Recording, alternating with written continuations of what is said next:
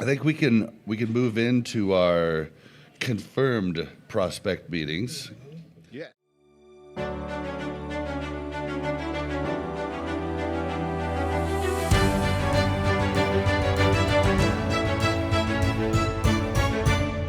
It is confirmed that the Chiefs met with defensive end Kyle Kennard. Now, I didn't know much about Kyle, but I looked into Kyle. Kyle is pretty impressive, dude. I mean, really, really fast. How fast is he? Well, I didn't look up his actual his actual run because I don't know that the 40-yard dash is fun and flashy, but for a defensive end, I don't really care.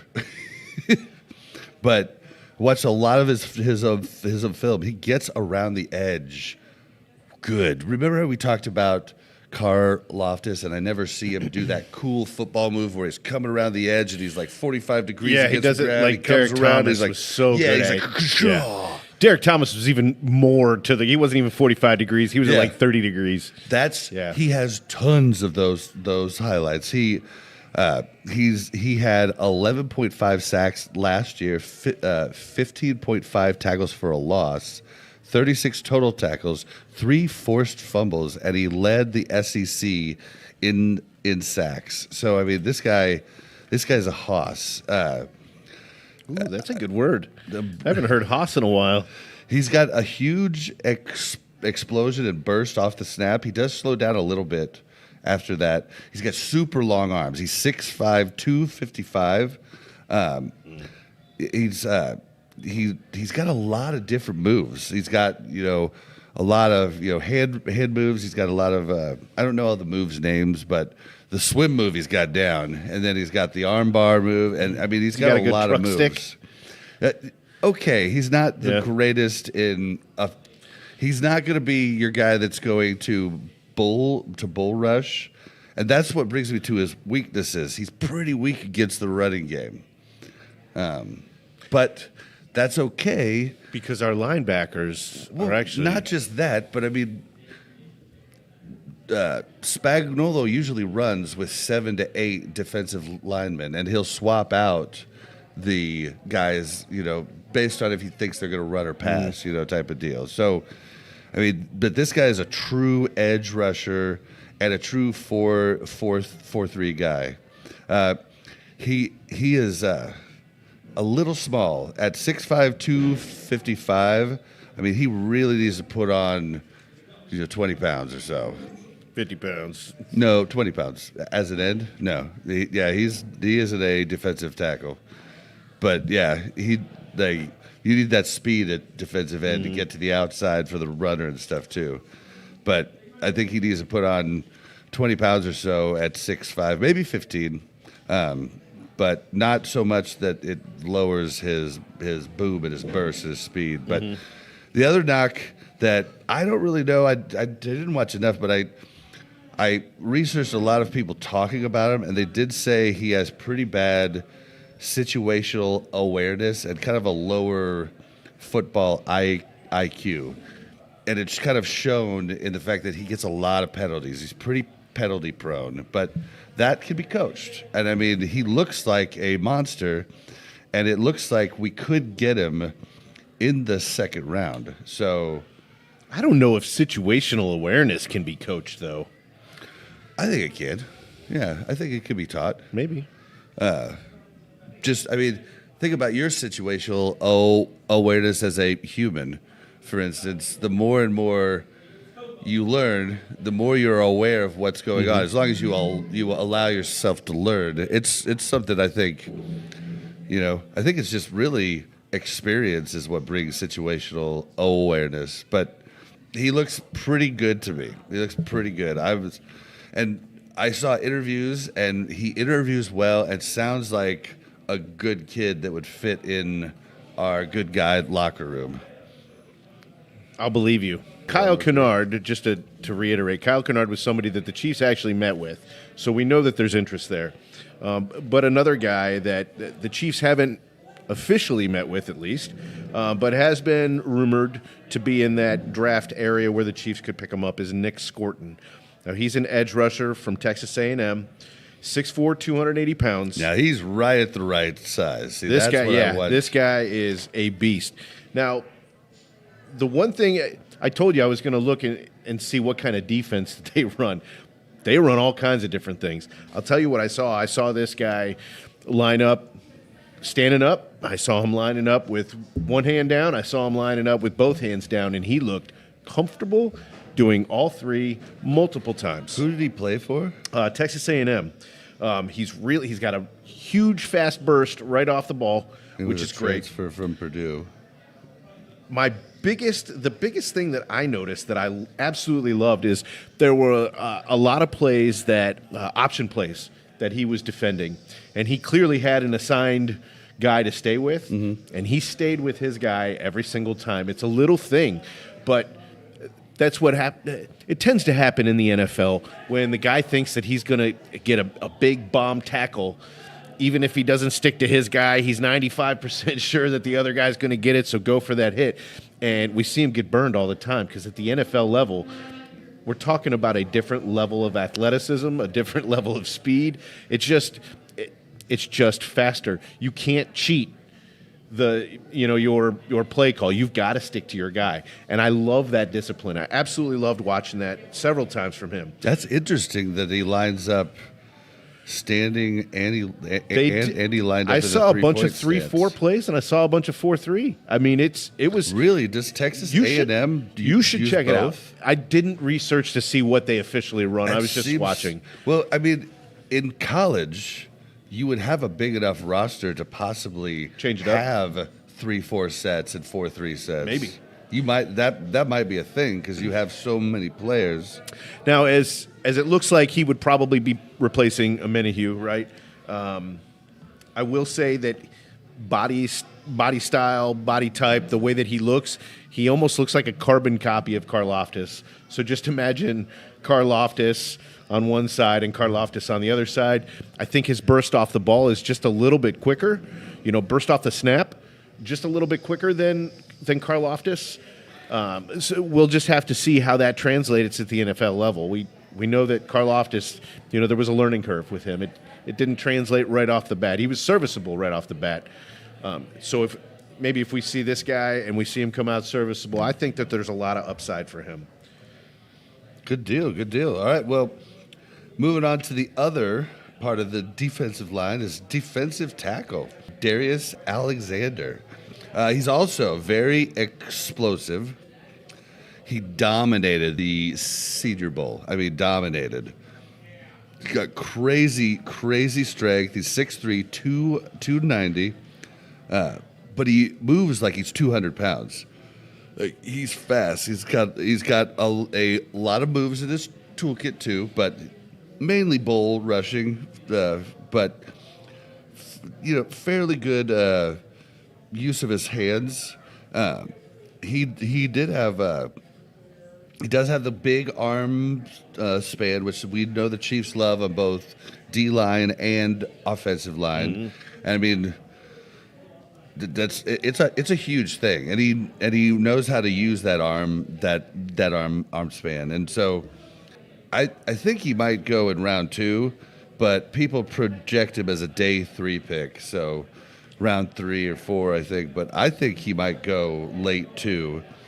He's a little small for a defensive tackle. 290 is a little small, and he's only 6'3". He's only 6'3". But I mean, he could be one of those bowling ball type of guys, and he's really fast.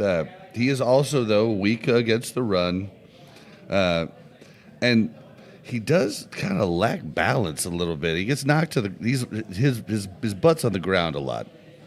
That's not a good thing, but that is something I believe you can coach. I think that all comes down to footwork.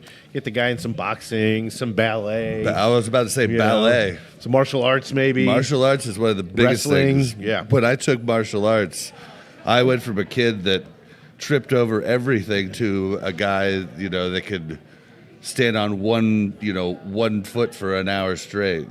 So it definitely helps. I'd like to see it. Prove it. Well, yeah, that was when I was 16. I don't think I can do it now. So the last one for me, and then we can kind of go over, because it looks like you had 2 offensive tackles, or just one. I had one offensive tackle, yeah. Okay, well, let's go with mine first, because this guy was kind of hard to find stuff And they on. did talk to him. So they talked to Earnest Greene III, offensive tackle out of Georgia, 6'4", 320 pounds, big boy. Wow. He's got lots of power. The coolest thing about him, this is an offensive tackle that had no penalties last year. Wow. Take that, Jawan Taylor. No penalties. He's got real quick feet, good balance. You almost never see him on his butt. It's good length and arm span. But he could be a round 1 or 2 pick. He's got great, he's got kind of low football IQ from what a lot of people say. I didn't watch enough film on the IQ things. I'm taking other people's words for it, that I read about and stuff, because I didn't watch enough of him to be able to know if he has low football IQ. Right. I watched enough to see You got to watch his a season. Yeah. I've got to watch like the whole game, not just highlights. I have to watch the bad things, to understand that. So he's known to have lower football IQ, and his hand usage, I guess, is not the best. Which got those long arms, you want to be able to use the hands, so that kind of sucks. But I don't think this is a guy we're going to get unless he might. Well, it's funny you said Jawan Taylor. He could fall to us at 31. That's possible, but I don't think he falls to round 2, especially where we're picking in round 2. So to follow that, I looked at a guy that the Chiefs haven't talked to yet. His name is Josh Simmons. He's an offensive tackle from Ohio State. I watched his highlights. So here's the thing. When I was watching highlights of my guys, I had 4 guys to watch. 3 of the guys had 2 to 5 minute highlight reels. This guy had, I want to say it was 13 to 15 minutes long, just highlight after highlight. He's a big, strong dude. And one thing I've noticed is when he's in the play, he's deciding where that play goes. He's deciding where that defensive player is going to end up. He was dominant in almost every play that I watched. But my other note that I made on him was that he lined up on the line for every single play. It's funny you said Jawan Taylor, and that's one of my biggest beefs is that he does line up so far back, and he's always trying to get that little extra jump, and that's where he gets the offsides. I have heard that he was possibly, going to be for sure a first-round pick before he got injured. Yeah, he started 6 games at left tackle, actually, before he suffered that season-ending knee injury. But he only allowed 1 sack in 250-plus snaps.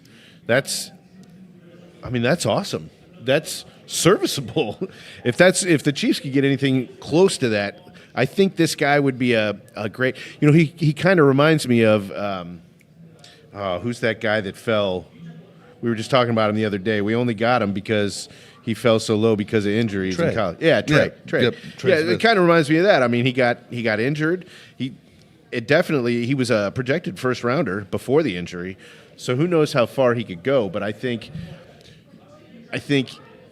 other teams are learning from what the Chiefs have done or pulled on them, so to speak, and to let Trey Smith, get to the Chiefs because of a silly injury. I think a lot of teams are going to be more inclined to take chances on guys that may have been injury prone, so to speak, in college. So who knows?